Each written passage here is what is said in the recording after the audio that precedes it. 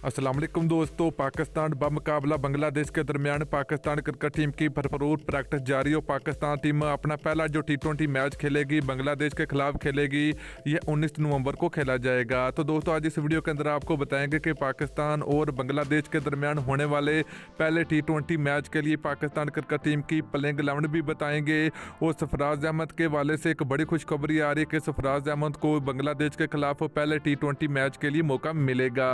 Time table बताएंगे, live streaming बताएंगे, तो वीडियो के अंदर आपको मुकम्मल तफसील आप लोगों को मिलेगी। तो आप लोगों ने लाजमी इस वीडियो को एंड तक देखना है। तो दोस्तों उससे पहले अगर आपने अभी तक इस वीडियो को लाइक नहीं किया तो वीडियो को लाइक करें, उसके बाद चैनल को सब्सक्राइब करें और बेल आइकन जरूर इनेबल करें ताकि आप लोगों को मजीद क्रिकेट की वीडियो मिलती रहेगी।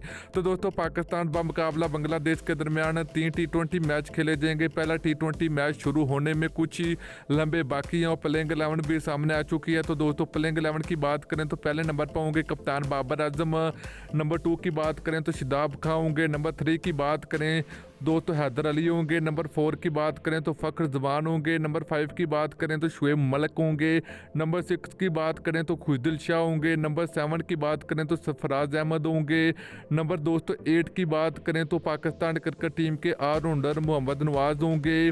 और इसके अलावा अगर बात करें तो पाकिस्तान क्रिकेट टीम के वाइस कैप्टन शादाब खां भी पाकिस्तान क्रिकेट टीम का हिस्सा होंगे। तो दोस्तों फास्ट बॉलर की बात करें तो यहाँ पर मोहम्मद वसीम जूनियर को मौका मिलेगा। तो उसके अलावा अगर बात करें तो हसन अली होंगे। तो दोस्तों आखिरी नंबर की बात करें तो नंबर 11 की बात करें तो शहनशाह फरीदी होंगे पाकिस्तान क्रिकेट टीम का हिस्सा। तो दोस्तों अगर आप लोग पाकिस्तान बमुकाबला बांग्लादेश के दरमियान कोई भी T20 मैच लाइव देखना चाहते हो PTV स्पोर्ट पर देख सकते हैं। तो ये मैच 1 बजे खेला जाएगा।